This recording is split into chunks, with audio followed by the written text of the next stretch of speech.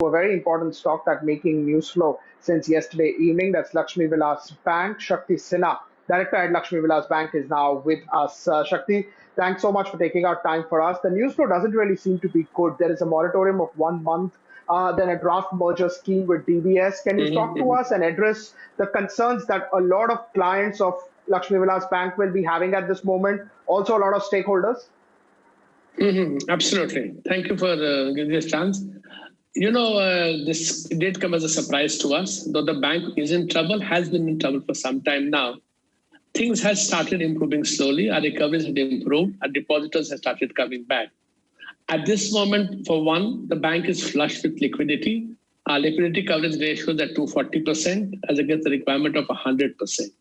So I think the moratorium on the withdrawal, I think, is possibly an overreaction. And the fact that, there was a coup in the bank in one sense where the shareholders threw out the existing board almost completely. And then for about a month, we saw withdrawals of 2,000 crores. Our deposit fell down, almost a run. Subsequent 3 weeks, we have recovered more than half of it. But for Diwali, it have been better. So depositors have started coming back to the bank. They felt fine. This bank will pull through. It will pull through, I know. But at this moment, by a moratorium would obviously upset the depositors, particularly those who have come back, have done the right thing. And number two, in this kind of amalgamation where you're completely extinguishing all shares, major shareholders will find a way to take it, whatever they'll have their solutions. What we were more worried about when we were negotiating with colleagues for the merger earlier was what does one do with the smaller shareholders, the retail shareholders? Should we not give them some amount of care for them? And I think with these two categories of people, the depositors and the smaller shareholders, would definitely have a lot of concern. Even though, let me assure you, DBS is an outstanding bank. It will bring a lot of cash. It will really be good for the system. But immediately, these two tensions I see coming up.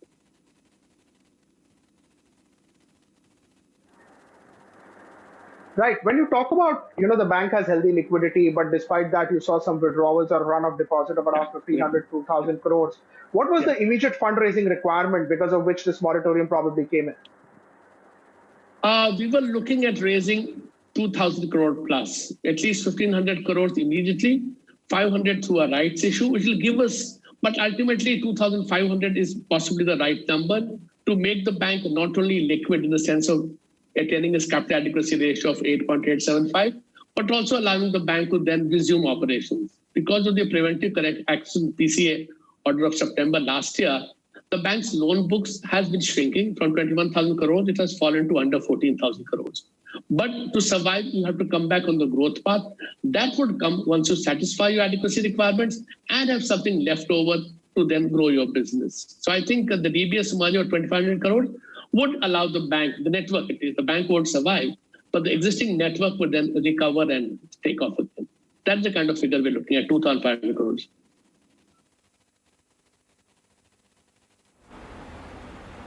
Mr. Sinha, just want to understand as well what's in it for the shareholders, because if the company or the bank rather has eroded the net worth, then shareholders stand to lose out. Can you just clarify here? See, technically, a very good question. Technically, once our net worth is negative, our capital adequacy ratio is minus 2.85. Technically, today, there is no value to the share, right? That's only technicality. It has no value, fine. But the market was placing it at 15 rupees. And with a recovery plan, it would have gone back again to the higher levels of before. So in that sense, yes, as of date, the shares had no value, but no, the shares have an inherent value. The bank is an old bank. It has a very good liability franchise going for it. So I think there's a lot going for it. But yes, with this new order, effectively, it amounts to wiping out the entire share capital, the premium, the surpluses, everything then becomes a zero. So the existing shareholders are today at level of zero. Everything is wiped out. That is the point.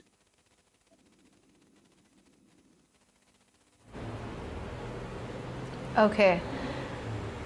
Can you just also give us a sense as to what the outlook is going to be in terms of what the process is now, this moratorium period, after it gets over, how exactly it's going to work, what the financial ratios could potentially look like as well?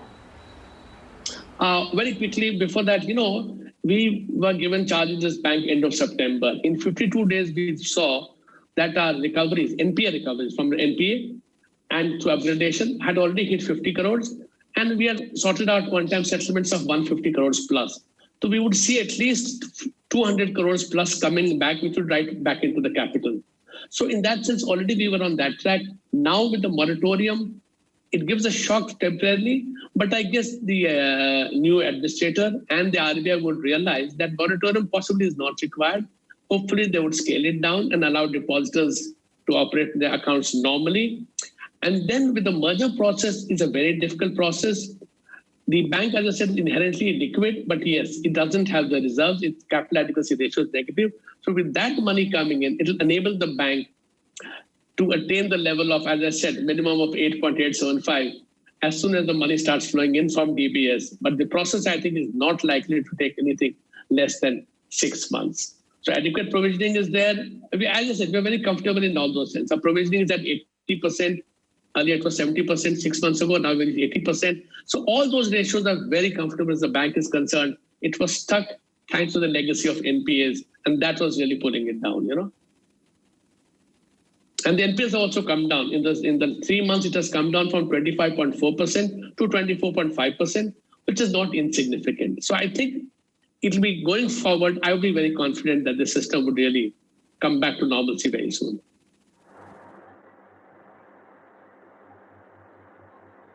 Right. I mean, 24 is still pretty high, sir, despite it coming off 1%. But anyways, talking about the future now, moratorium has been placed for the next 1 month. There are some limits. DBS as a, banking partner or, a parent comes into the company. What do they bring on the table? They're not a small brand. They're not a brand which is investing less money. What does it bring on the table for the bank? What does 2,500 crore do? And what does the 560 branches of LVB do for the combined entity? Let's start with the last. LBB, we have reduced 5 branches. I think anybody who takes over the branch will have a very good look at it. At least 200 branches are today running at a loss. Some of them may recover in the next couple of years. Some will not recover. So when you look at the branch, if you look at the business per employee, which is less than say 5 crore, I think those branches would have to be shut down, amalgamated, whichever word you want to use. Wherever there are redundancies where the DBS India is already there, then obviously they would again relook at amalgamation to reduce. Amalgamation is always a very awkward thing because your systems are very different. Your human resource systems are different, organograms are different, internal processes are different. So it is going to take some time for this 2,500 crores to really materialize and shore up the capital. As I said, all the branch the bank requires today is to shore up a capital and to progressively rationalize its operations to cut the operating cost. So net interest margin has to come back to decent levels. Otherwise, how does the bank operate? It can't just operate by a one-time infusion of capital. It has to inherently be solvent by itself. And that will come from rationalization of expenditures, which have been coming down considerably in the last 1 year, but are still much higher than what you would expect for a normal bank. So it will be painful for some employees. It will be painful for some employees, absolutely.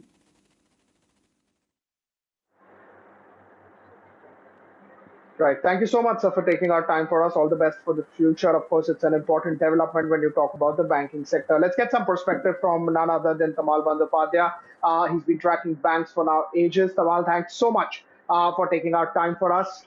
Time and again, it was Yes Bank first, then it was a Maharashtra-based PNC Bank, and now LVB, put under moratorium. What is the sense that you get, with these banks, especially the smaller ones? What is this telling us? No, but, there's no surprise that LBV has been sick a stretcher case, even though the management can claim that things have been getting better and all. But all of us knew this for quite some time, that things are not okay and it has to be done. It needs to be solved. I think Reserve Bank of India was looking for a market-led solution, which has all along been the case even for Yes Bank also. And if you remember last year, one large NBFC, which is announced the merger with itself, and Reserve Bank of India took a long time and finally said no, because it was almost giving a new license. And I don't know whether RBI had reservations about an NBFC getting into banking, but in the past it had happened, or that particular entity did not suit the fit and proper criteria. So that has been the case, and it has been going on. And what the announcement, what happened yesterday, I think it was in the making for long. On the one hand, Reserve Bank of India was in, this with the DBS, the discussions were on, if my sources are correct. And on the other hand, the current management was looking for a market-led solution, getting some investors. But the key problem which not too many of us are discussing is this.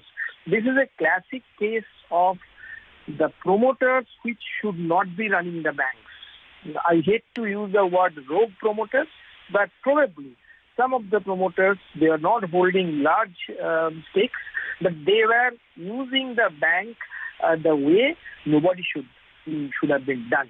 So if you look at the merger case, unlike Yes Bank case is a moratorium. This also moratorium. In that sense, both of them have taken the same route. But an Yes Bank case was a reconstruction, meaning Yes Bank remains as Yes Bank, it will be reconstructed. And they found a way of what is to be done. But in this case, it's a merger with another entity. And because its net worth is negative, all the existing shareholders do not get anything. So I think it's a big lesson, big slap on the face of the promoters who do not run the bank the way a bank should be run.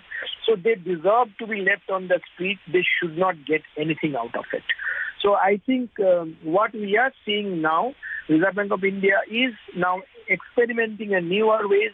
We have found that Yes Bank, I'm not getting into PMC because that was not a commercial, that was a cooperative bank. But in the main commercial banking space, traditionally what used to be happen, RBI would look for a suitor and then it would work out at the background deal, something like that. But this is no more happening. Yes Bank was a very different kind of case, and this also is a very different kind of case.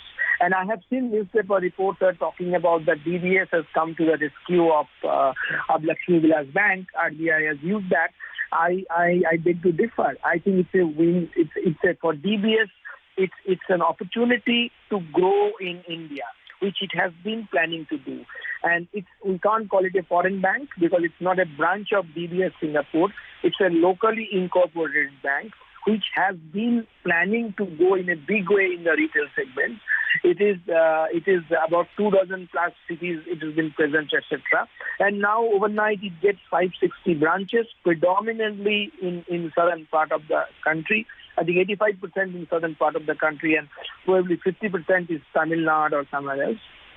So it's not DBS has come as a white knight. It also helps DBS to increase its footprint and to realize its dream of going big retail in one of the largest markets globally, because Indian market is something with huge opportunities. So I think it's a big opportunity for DBS. Let's not look at it that DBS is being forced to pick it up and grudgingly doing it. No, I'm sure DBS has been very keen and the discussion has been on for long. So the only loser in this case, depositors will get their money, LVB will grow. The only losers are the promoters of this bank, those who have been, not running the bank the way a bank should be run. Those who are not caring for the depositors' money. They are just using the bank as a vehicle to fulfill their own purposes. And they have been taught a lesson. Sure. Right, Mr. Bandyopadhyay, we'll let you go on that note. Thank you so much for taking time out and giving us your viewpoint as to how you've looked at this latest news with respect to LVB and the merger with DBS, as well as the steps that the RBI has taken.